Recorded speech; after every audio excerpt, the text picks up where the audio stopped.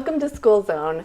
This is a show about educational issues here on our White Mountains. My name is Amy Tregaskes. I'm your host today, and I'm a parent, I'm an educator, but mostly a parent, and we're going to do a show today about special education. I've had questions about that, and so I've brought with me Beth Marsh. She's the special education director at Shoalo High School, or Shoalo Schools. Yes. And thank you for being here today. You bet, Amy. And I also have Suzie Jaramillo. She is the principal at our Whipple Ranch Elementary School. So thank you, Suzie, for coming. Happy to be here. We're going to get started. I've got some questions here. The first one, probably the biggest question that I get asked, is what is special education? You bet. So special education is providing an education for our students that have disabilities. And that is actually covered by what we refer to as IDEA. It's the Individuals with Disabilities Education Act, and that's actually a federal law that protects the rights and makes sure that we meet the educational needs of students with disabilities. Thank you so much. So there's a federal law that governs that, like, all children get proper education, right? That is true, and if you think of it as a large umbrella, IDEA is at a federal level, and so within that, it kind of gives some broad framework to how we look at students with disabilities. It talks about the students that we serve. So we serve students from actually birth to 21. Okay. The public school part of that is really ages 3 to 21. Okay. So we do, the state of Arizona does have a program, AZIP, which covers birth to 3. But within the school setting, we do the 3 to 21. There's actually 13 categories of eligibility under IDEA. More common things are students with specific learning disabilities. What does that mean, specific learning disabilities? So a specific learning disability is when a student usually has average intelligence, they have average capabilities, but for whatever reason they're not performing academically to where we think they should be able to perform. So that makes a discrepancy between kind of their aptitude and where they're actually performing. And so at that point they are found eligible with a learning disability, can be in math, reading, and writing. Okay. And that's our most common category.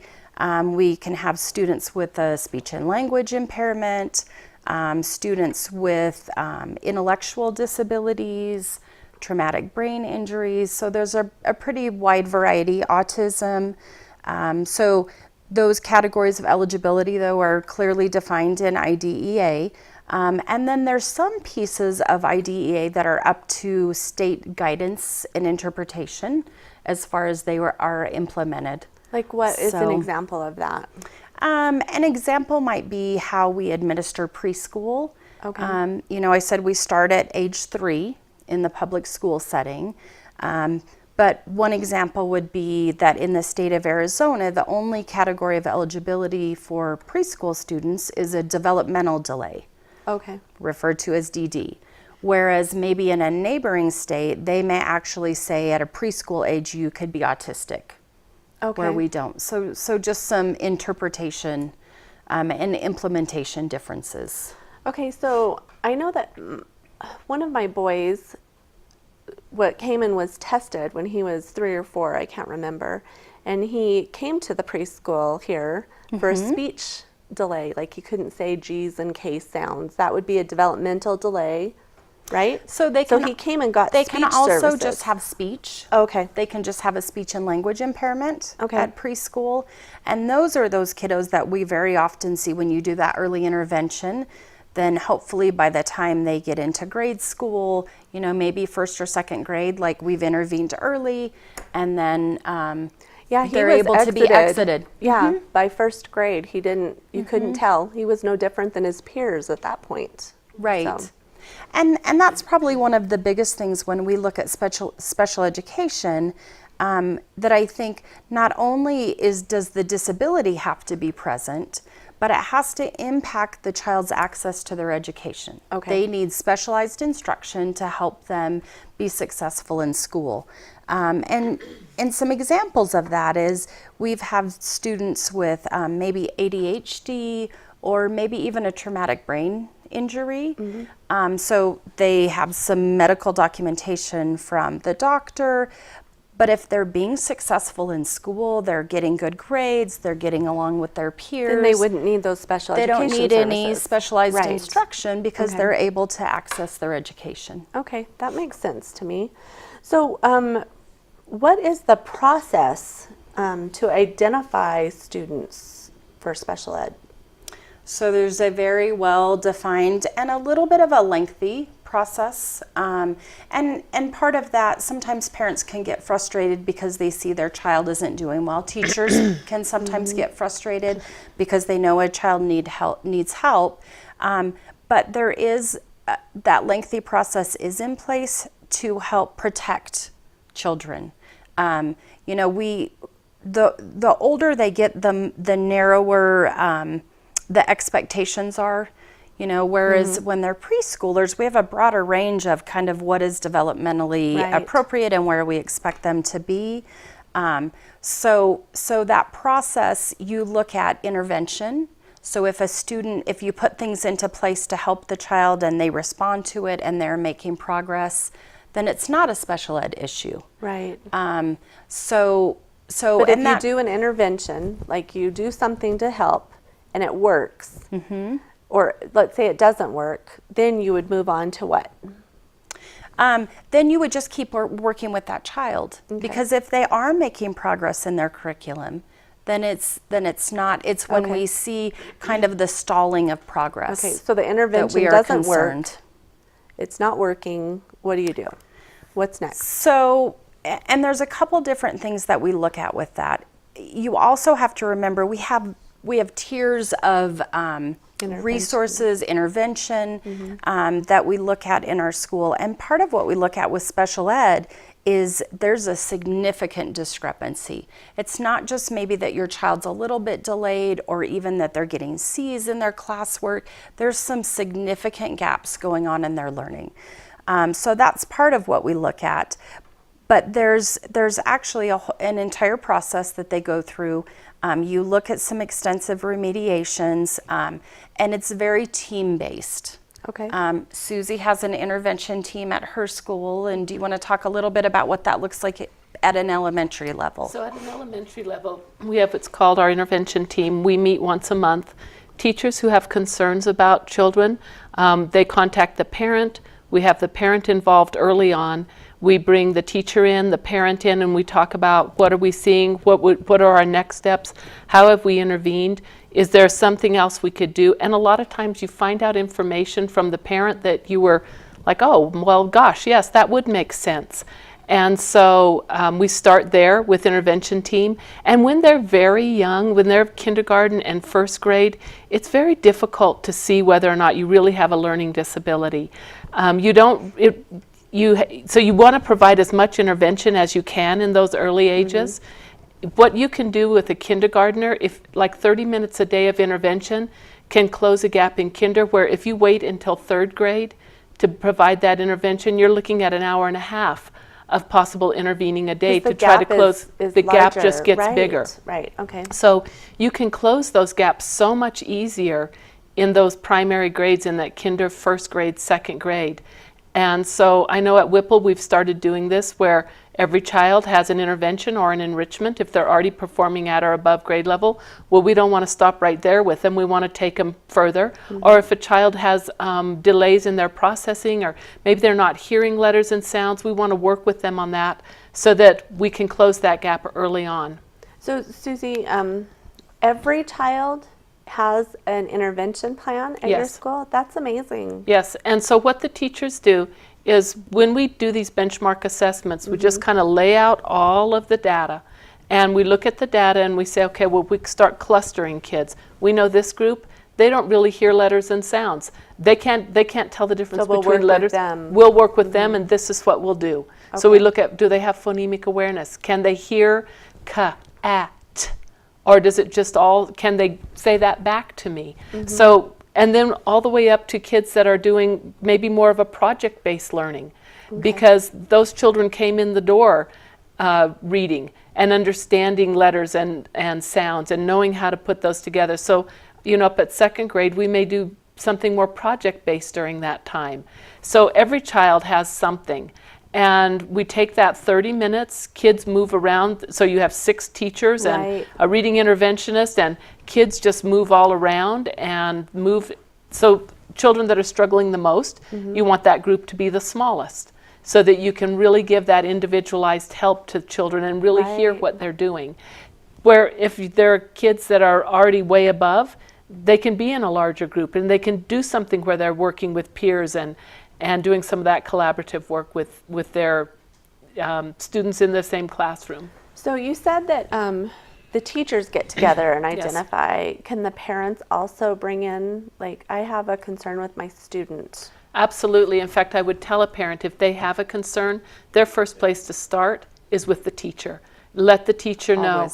Always start with the teacher. Let the teacher know, look, this is what I'm seeing at home. More than likely, the teacher is seeing that same concern. That's where we start bringing parents into our intervention team. Putting a plan in place there. Okay, we're seeing this. Are we at a place where maybe we want to test them and see where they're at academically, just across the board, a broad test? Are they ready to have we put in a lot of intervention in place? We're not seeing the gains we want. Are they ready to maybe move down this other pipeline? Because all this we're doing beforehand isn't special ed. This is all just before regular services for all kids. And then when we see that we're not making those gains, then we want to go down this other pipeline, this special ed pipeline, kind of look at it as a little portal over here that, well, maybe we need to look at that portal. Maybe that's where maybe they have a processing deficit. Maybe it's, like Beth said, maybe there's something that's happened. Maybe it's not a learning disability. I've seen children come in that have post-traumatic stress. Maybe there's been something in their lives that we need to give them some support there so that they can access their curriculum in the classroom. That's great. Okay, so once they're in special education, what does that look like? So to go back even a step, though, like she's still kind of at the beginning. She's still getting them to the portal. Okay. So we're looking at all of this data. We're looking at their progress, and maybe we've done all these things. And this could be a period of time. This could be 6 months. Sometimes it's an entire school year. Sometimes we could roll into the second school year. Like if we've started in kindergarten and we're just seeing lagging behind, well, let's keep a watch on them. We're going to still intervene for them. Right. We're still going to be working with them, but maybe it's into the next year that we're looking at still working with that child. It's not a line, it's kind of a circle. So always it's looking back at with it keeps going around in a circle. It's not do this, do this, do this, because sometimes it's do this, go back and do this. Okay. So if we've done all those things and we are still very unhappy with the progress, we're really concerned with what's happening, is now we kind of enter into that special ed piece of this. Okay. And so you would have an initial meeting called a multidisciplinary evaluation team, and that's where your special ed team comes together. And in all of this, the parent is very informed and they're very much a part of the team. So we become a little more formalized, though, at this part. So you pull together a team, which actually has some required members, your special ed teacher, your general education teacher, your administrator, someone to look at data for you, so parent, so you have those required parts. And you gather together as a team and you look at the picture that's painted. And at that point, the team either says, we're going to keep watching this kid and see how they do, or they say, no, we really need to go to some formalized evaluation. We need to gather more data. So at that point, the parent has to actually give permission, and there's all kinds of rights that come along with that they have to be informed of at every step. So then you would... Because you're not going to say, okay, I'm going to put this child in special education without the permission of No, the we parent. are not allowed. Yeah. Okay. Parent always has right to say, To no, refuse we're done. services, They can right? refuse services, absolutely. And even once their child is in special ed under that umbrella, they still have the right to revoke services. Okay. So I always kind of tell the parents, like, they're driving the bus, you know, it really is up to them. So at that point, we would go to an evaluation with our school psychologist. And then even once we get that information back, you reconvene that team again. But it's still very much a team process. So for example, if a school psychologist completes their part, you as a team look at the data, and the team says, you know, he says that this student has an emotional disability, but we really don't feel like that's what's going on. That's a team decision. Okay. So even what the school psychologist says is not the It's just ending one piece of the it's data one more that you're piece of the looking data. at. Okay.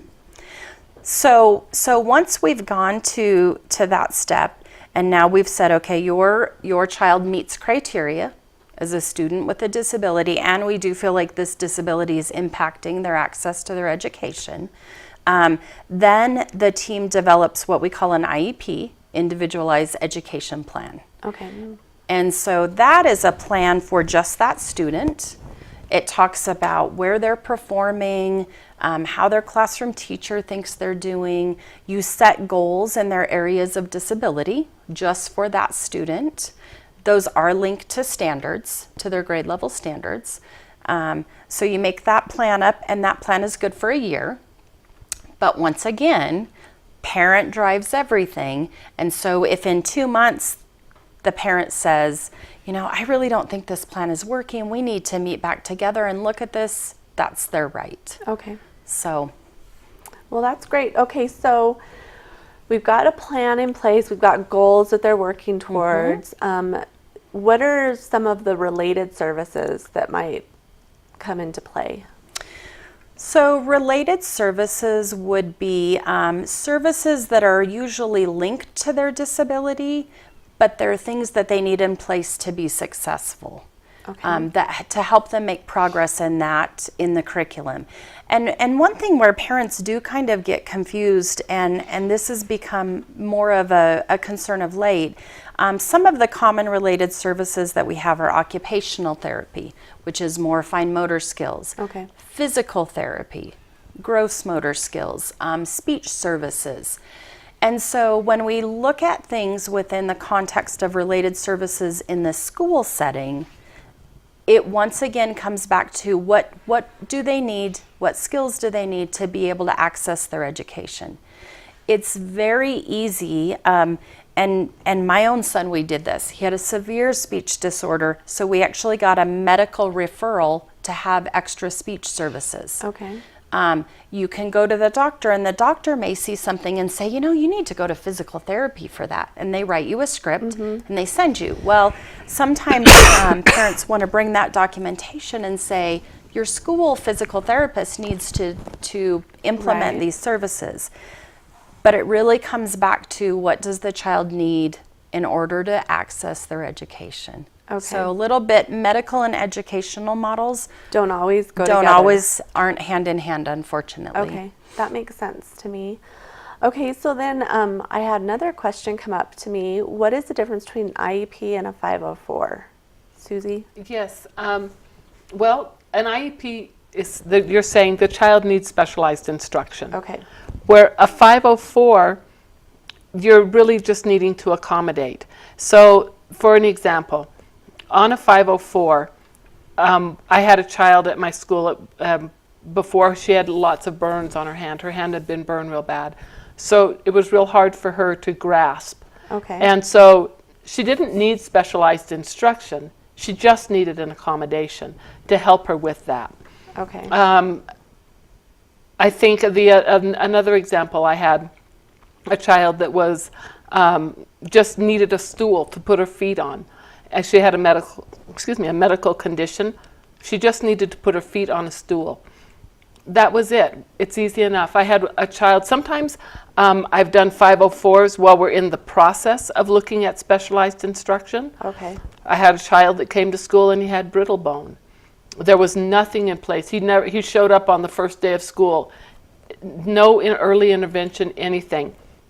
We got him on a 504 in the process of working towards special education. Okay. But it really is more, there's usually a medical piece involved with it. Okay. And it usually is an accommodation piece where if you're looking at an IEP, you're looking at specialized instruction as well as accommodations and modifications.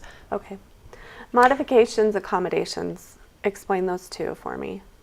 So an accommodation is something that we put in place that helps the student be successful, but it doesn't change the curriculum. Okay.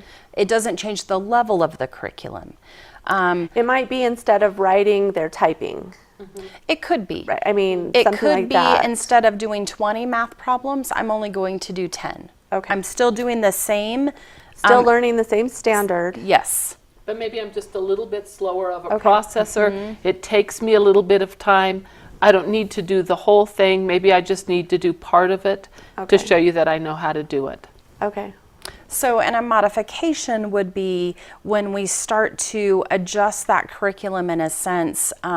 Maybe they're learning a little bit lower level curriculum at times, although in the state of Arizona, they really feel like even students with learning disabilities or special education Should be students at grade level. should be Exposure. exposed to 80% of their grade level standards. So sometimes kind of tricky to I meet think it's that. really hard when you get to the high school. Well, even when they get Like to junior high. Yes. And to third grade. At third grade, you don't get exempt from that state test. So I know. we're really doing children a disservice to not expose them. We need to expose them to those grade level standards. So you do have to be careful with how you modify. Yeah, that's hard. And I think it's kind of that misnomer that just because a student, probably the best example I ever heard was just because a student has a reading disability, maybe they're in 6th grade, but they're only reading at a 3rd grade level. But that doesn't mean they can't think like a 6th grader.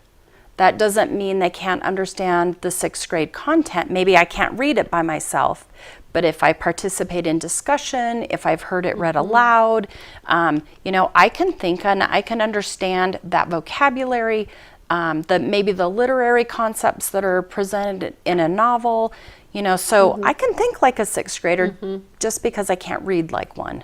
Okay. So then if you're on an IEP, so maybe you're in a classroom when they're at a 6th grade level and you're getting all that 6th grade content, but your special ed teacher, maybe she's either going to push in and do some inclusion with you, or she's going to pull you out and go back and help you with that decoding piece. Gotcha. Okay, we've been talking mostly about learning disabilities. What about more severe? Just really quick, like, do they still have to be exposed to grade level standards when they really can't read?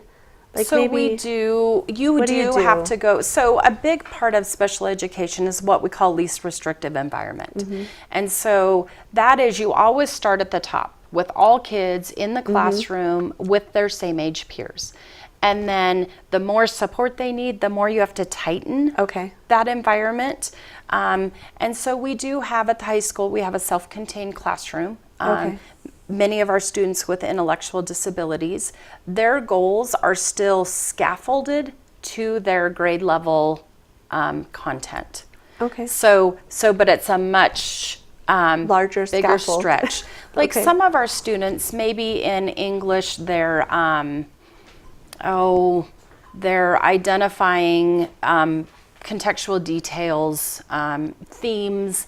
Well, scaffold that way down to where the student is performing. Maybe they're just going to respond to a book read to them and even point to a character in the book. Okay. So that it's makes sense. pretty, but it's at their level. And it's something you decide as a team. That's one of the things that I think Yes. a lot of people think that the school's just going to do this, but it's really a partnership, and I like that idea. I appreciate you coming on the show today. Thank you so much. I think you've You are answered welcome. a lot of questions. Suzie, I'm going to end it with you. I want to ask you, we have just a couple minutes. I want you to tell me I'm a parent, what do I do if my child is struggling at your school? What should I do? Well, I'm going to tell you first to make sure that you've spoken with the teacher and that you and the teacher have had a good conversation about the things you're seeing. And I'm really want to make it clear that when we do intervention at the school level, every child is getting that. It is not special ed. We're doing that for every child. So I would be reassuring you as a parent that we're going to take your child where they're at, and we're going to provide some intervention to get them where they need to be. Okay. So we're going to be doing that for your child, and we monitor. If you go into my office, you're going to see every child is on my board with all their data so that we can monitor it as a school and make sure that your child's making gains. I want every child to make growth. I'm more concerned with growth than I am with everybody being high. Sure, it's nice when everybody's really high, but if we're not growing our high kids, we're doing them a disservice as well. So just because you come in high, we should not let you stay at that place. Just like when you come in lower, struggling more, we should not let you stay at that place. This is why this doing an intervention and enrichment supports all kids. So as a parent, I would reassure you of that that's what we're going to do, and we're going to be monitoring that data with your child, and that you stay in close touch with the teacher, and we will make sure that your child is making gains. And if your child isn't making gains, then we will be looking at that other portal as well. Well, I appreciate that. As a parent, I really appreciate that, because that's what I want. I always want to see my kids growing. I want to see them being better tomorrow than they were today. So I love that our schools are focused on that too. So thank you so much. You're welcome. And thank you for joining me on School Zone, and we'll see you next month.